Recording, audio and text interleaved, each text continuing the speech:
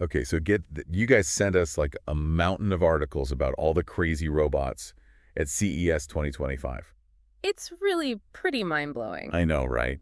And some of this stuff, it's like straight out of a movie. Oh, absolutely. I mean, this year it feels like the line between science fiction and like real life is getting... Yeah, it's getting kind of blurry. Yeah, So we're going to try to break it all down for you. definitely. Highlight the coolest stuff, the most important stuff that you need to know.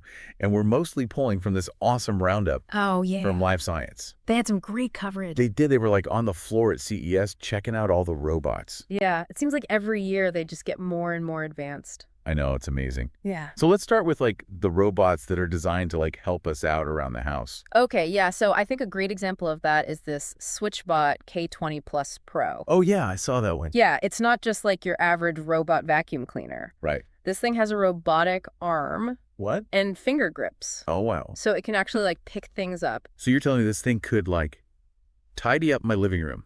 Potentially, yeah. I mean, It's amazing. it could pick up clutter, maybe even bring you a snack. Wow. It's a big step forward in terms of robots actually being able to like manipulate Right. objects in a human environment. And you know what I was thinking? Like, this could be huge for people who have trouble getting around. You know, like Absolutely. if you have mobility issues, this could really Yeah, assistive robotics. give you back some independence. It's a really exciting field. Okay, so we've got robots cleaning up our messes, but what about robots that could actually be our friends? Okay. Or even, I don't know, romantic partners? Oh, yeah, the companion robot. Yeah, and there's this one that's getting a lot of attention. Mhm. It's called ARIA. Oh, yeah. ARIA from Real Robotics. Yeah. Have you heard about this one? I have, yeah. They're using some serious AI to try to make this robot Really? feel like an actual companion, like a genuine... So it's not just programmed responses. It actually like learns. Right? It learns about you over time, and it adapts to, like, your personality. Oh, wow. Yeah, and they even mention it could be used as a romantic partner, which I don't know about you, but I'm not sure I'm ready for that. Yeah, that's a little too Black Mirror for me. Yeah, it's definitely pushing the boundaries of what we consider. It really makes you think like, Yeah, like what does companionship... what does it even mean anymore? Exactly, in the age of AI, where do we draw the line between a machine and an actual human connection, you know? So I guess we'll have to see how that all plays out. We will. It's a conversation we're going to have as a society for sure. All right, let's switch gears a little bit and Sure. talk about robots that are designed to like solve real world problems, Okay. like outside of our homes. Uh-huh. And there's this one that I thought was so cool. It's called the Beatbot. Beatbot. Okay. It's a robot turtle. What? And get this, it's solar powered Oh, wow. and it's designed to clean up ocean pollution. So robots with a purpose? I know, how cool is that? That's awesome. Yeah, that's a great example of how robotics can really be used to tackle like Yeah. big environmental challenges. And the solar powered part, that's awesome. Right, exactly. Yeah. Sustainable technology. Love it. And then there's this other one. It's called the Y-Bot. Why-bot? Okay. It's a pool cleaning robot. All right. But here's the thing. It charges wirelessly.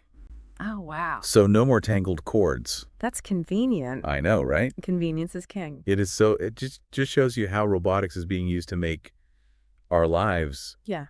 more Like efficient, easier. more convenient. Okay, but let's be real. Some of the robots at CES were just straight up weird. Oh, I'm sure there were a few head scratchers. Yeah, like how about this one? There's a robot that turns your smartphone into its brain. What?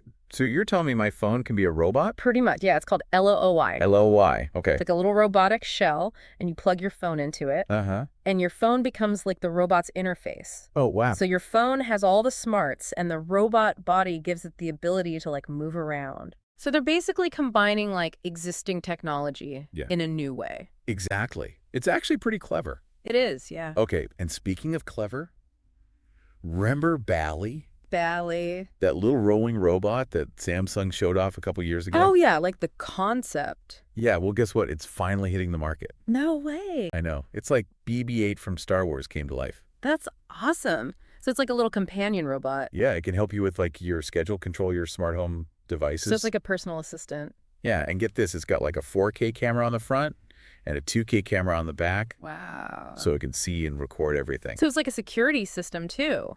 I know. Yeah. It's pretty wild. That's really interesting. Okay, but before we all go out and buy our own Bally, Uh-huh. there were a few other robots at CES that were, well, let's just say they were a little bit out there. Oh, I'm intrigued. Let's just say not all robots are created equal. Okay. And some are definitely more peculiar than others. But hey, maybe that's part of the fun of it all. Yeah. I mean, sometimes the weirdest ideas are the ones that lead to, like, the biggest breakthroughs, you know? Totally. So are you ready to meet some robots that'll make you say, wait, they made a robot for that? And bring on the peculiar robots. All right, stick with us because things are about to get interesting. Okay. Okay, so first up, we've got this robot called Mirumi, and I don't even know how to describe it. Oh, yeah, I think I saw that one. What is it, like It's like a cross between a sloth and a Furby. a sloth and a Furby? Okay. Yeah, and get this, it like clings to your bag. It clings to your bag. Yeah, it's like a furry little accessory. Wow. It uses sensors to react to people, so it like blinks its eyes and turns its head. Oh, so it's interactive. Yeah, it's like a weird futuristic pet. That's interesting. I wonder if it's like a commentary on our, like, Yeah. attachment to technology, you know? Maybe. Like it's becoming a part of us. Yeah, it's like a little piece of tech that you carry around with you. Yeah. Or maybe it's just a really strange toy. Could be. I guess we'll see if it catches on. Okay, next up we've got Mirokai. Inarokai. This one is basically a giant rollable ball. Oh, yeah, I remember seeing that one. It's got like a cartoon face projected onto it. Right. And they were saying it can, like, navigate on its own Uh-huh. and learn about its surroundings. Yeah, I'm not sure I'd want a giant cartoon face rolling around my house, but Yeah, it's a little strange, but I guess the idea is that it's less intimidating that way. maybe. You know, like a friendly face. Yeah, I could see that.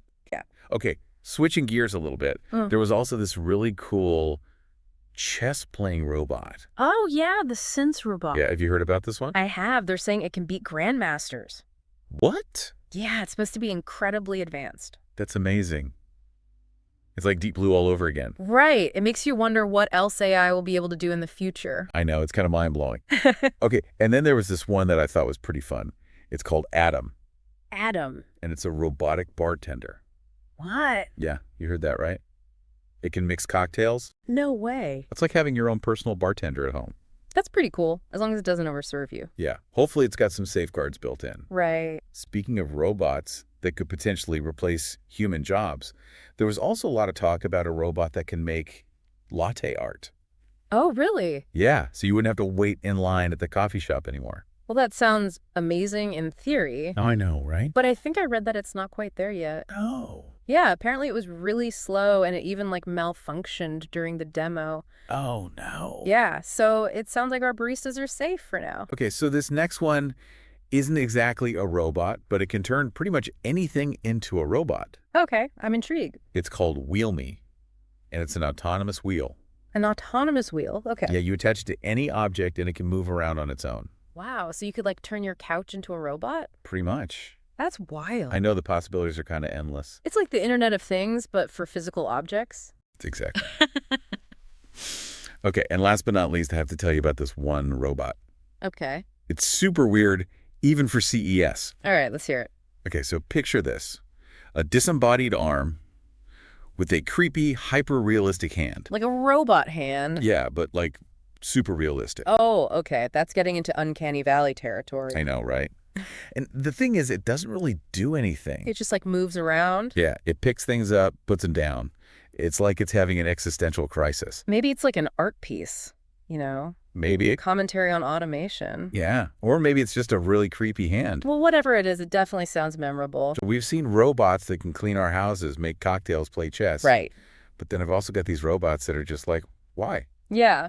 I think that's part of the fun of it. Yeah, it keeps things interesting. It does. It's a field that's constantly pushing the boundaries. Exactly. So are you ready for a future filled with robots? That's the big question, isn't it? It is. And while you think about that, we've got one more segment to go. So stick around as we wrap up our deep dive into the world of robots from CES 2025. Sounds good. Wow, we've seen some pretty amazing robots. Yes, really cool stuff. I know, right? From like robots that are trying to save the planet to robots that are, I don't know. Just for fun. Yeah, just for fun. Yeah, it's been a wild ride. It has. So what do you think? What were some of your favorite robots from CES? Oh, man, that's a tough one. There were so many. I know, right? There are so many good ones. Like, I really liked that Beatbot. Yeah, the robot turtle? Yeah. I mean, anything that can help clean up the ocean, I'm all for it. Absolutely. And that chess-playing robot, that was pretty impressive, too. Yes, the Sense robot.